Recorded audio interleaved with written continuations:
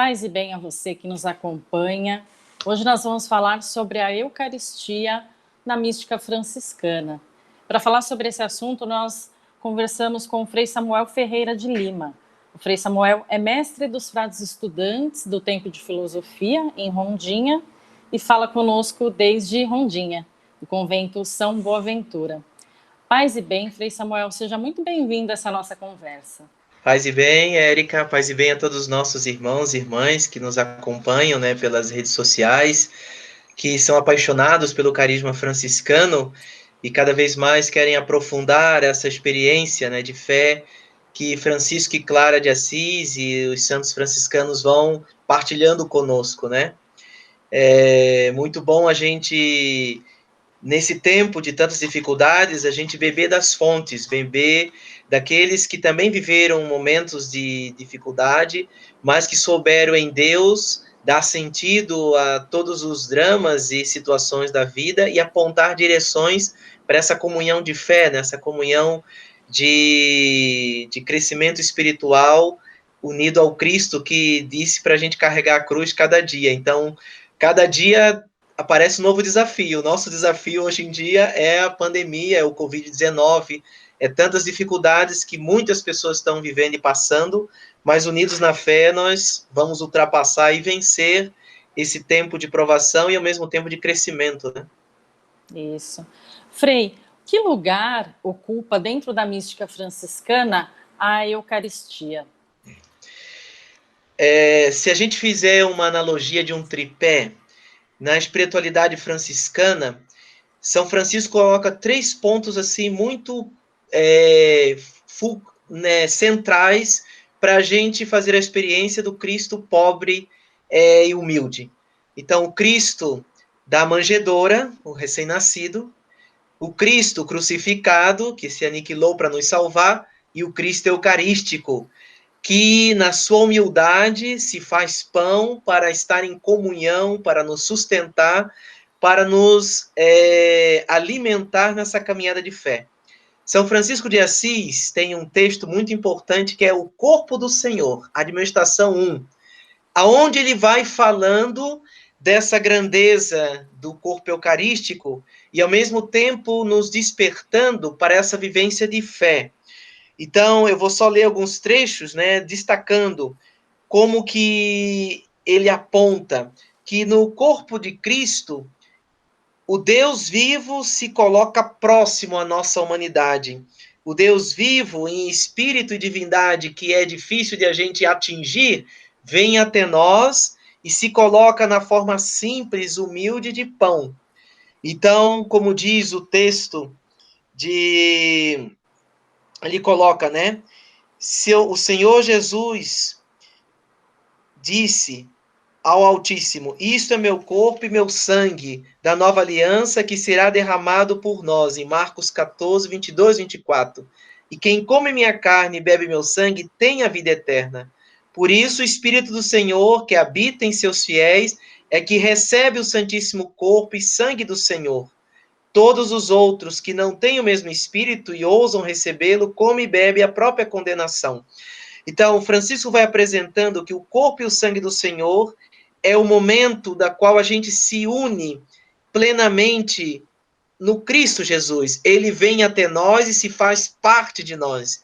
E essa comunhão de fé nos anima e nos sustenta para que a gente possa cada vez mais reconhecer a verdade de Deus, que no pão faz a gente crescer na fé. E assim como ele se manifestou aos santos apóstolos na verdadeira carne, do mesmo modo ele se manifesta a nós no pão sagrado. E assim como eles, com a visão do seu corpo, só viam a carne dele, mas contemplando com os olhos espirituais, criam que ele é Deus, do mesmo modo também nós, vendo o pão e o vinho com os olhos do corpo, vejamos e creiamos firmemente que é vivo e verdadeiro o seu santíssimo corpo e sangue. E dessa maneira, o Senhor está sempre com seus fiéis, como ele mesmo diz: eis que estou convosco até o fim dos tempos, em Mateus 28, 20. Então, a Eucaristia nos aproxima e nos torna comunhão de fé e vida com Cristo Jesus. Quando a gente comunga, a gente é como que restaurado, transformado. A gente mergulha dentro dessa experiência do Deus que vai nos transformando, nos edificando. Por isso que Francisco passava horas, né, orando, contemplando diante da Eucaristia, né, diante desse mistério do amor de Deus, que é tão grande e se coloca diante da nossa pequenez, diante da nossa fragilidade, diante da nossa vulnerabilidade. Ele, no seu amor, se coloca humilde, simples, para que a gente perceba que Deus é simples, que Deus é humilde. Então, dentro desse mistério, né, Francisco vai colocando esse sinal de minoridade, esse sinal de amor encarnado, essa grandeza de Deus que, sendo o Altíssimo, se faz próximo, se faz pequeno, se faz pão que alimenta e sustenta nosso dia a dia, nossa luta. Ele alimenta o nosso espírito, né, no combate da fé. Por isso que a comunhão, de certa forma, resgata e nos revigora na nossa busca e na nossa vivência de fé diária, né? No dia a dia das nossas comunidades de fé e no dia a dia da nossa busca existencial e vivencial do seguimento de Cristo. Frei, e como os fiéis agora, né, nesse tempo de pandemia em que nós vivemos, e muitas pessoas fazendo ali a sua oração, a sua comunhão diária espiritualmente, e também outros fiéis enfermos que também não podiam fazer essa comunhão, como que nós podemos fazer sentir esse corpo eucarístico de Cristo mesmo à distância? A comunhão espiritual não é uma coisa do tempo agora, né? Já muitos santos, como Santa Catarina de Sena, tinha muito desejo da comunhão. Então, até ela tinha dúvida se a comunhão espiritual tinha o mesmo valor da comunhão real, né? E aí, uma vez apareceu em sonho para ela uma visão que dizia: nesse cálice de ouro põe as tuas comunhões sacramentais, e nesse cálice de prata põe as tuas comunhões espirituais. Esses dois cálices me são muito agradáveis. Então, muitas pessoas, muitos cristãos, não têm a possibilidade de comungar todo domingo, ou comungar diariamente, principalmente agora nesse tempo de Covid-19. E isso é uma realidade de muitos doentes, de pessoas internadas, de presos, de pessoas que vivem em comunidades que estão em lugares ermos, distantes, que não têm comunidades de fé presente. Então, é uma possibilidade desse Cristo que diz, né, em João 15:4, eis, permanecer em mim e eu permanecerei em vós. Então, a comunhão espiritual é o desejo de a gente permanecer unido no Cristo, é o desejo de a gente ter ele presente em nós, porque Deus é espírito, e só em espírito pode ser visto. Mesmo que eu não possa comungar o corpo eucarístico, eu posso comungar no espírito de Cristo, que vem aquele que o deseja, aquele que na visão e realidade de fé deseja de forma querida que esse Cristo em espírito real possa nos preencher, possa nos tomar, possa nos envolver e nos fortificar diante das impossibilidades e a gente comungar ele no corpo eucarístico. Então, a gente na comunhão espiritual vivencia uma realidade de fé que nos faz estar numa real devoção que é muito desejada e de grandiosa força, porque sabemos que Jesus está presente na hóstia consagrada e também se faz presente no Espírito, unindo-se a cada um de nós. Por isso, a gente pode pedir a Deus, não só no momento quando a gente participa da Eucaristia, né? Muitas vezes a pessoa está na missa, mas não tem condição de comungar, ou assiste pela televisão, né? E não tem acesso direto. Mas nós podemos pedir a Deus essa graça de estar unidos a Ele. Então, tem uma oração muito bonita de Santo Afonso de Ligório, que fazia essa oração pedindo a comunhão espiritual. Ele dizia, né? Meu Deus, meu Jesus, eu creio que vós estáis no Santíssimo Sacramento.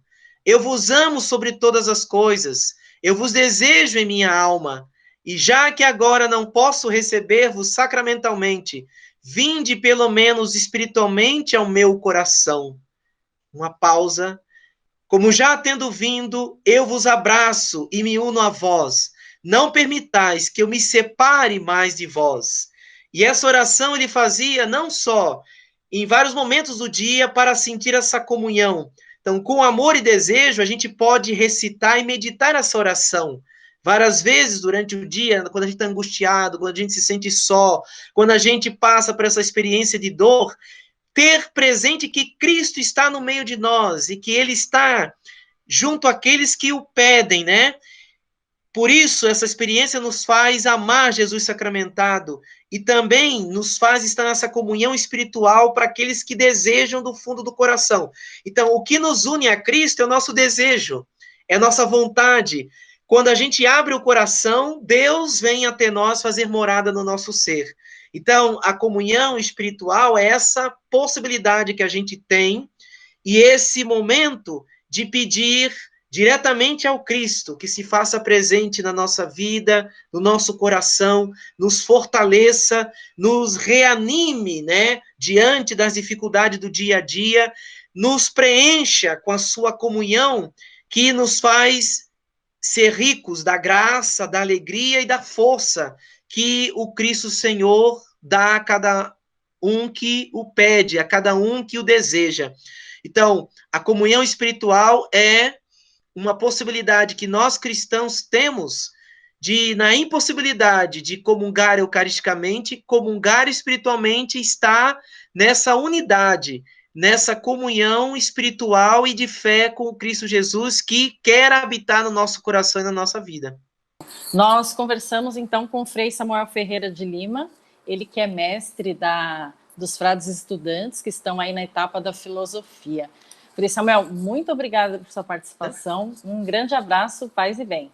Paz e bem, um grande abraço a todos vocês e que a grande festa do Cristo Eucarístico possa nos fortalecer e nos fazer estar em comunhão. Mesmo distantes fisicamente, estamos unidos no corpo do Cristo que nos fez membros do seu corpo. Fiquem com Deus, paz e bem.